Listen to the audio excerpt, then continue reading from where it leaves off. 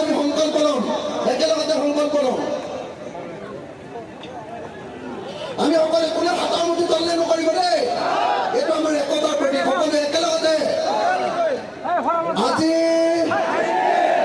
চবে মতা নাই, একেলগতে ক'ব দেই, একেলগতে আজি মহিলাবাৰীত অনুষ্ঠিত হোৱা বিশাল গণসমাৱেশত উপস্থিত থকা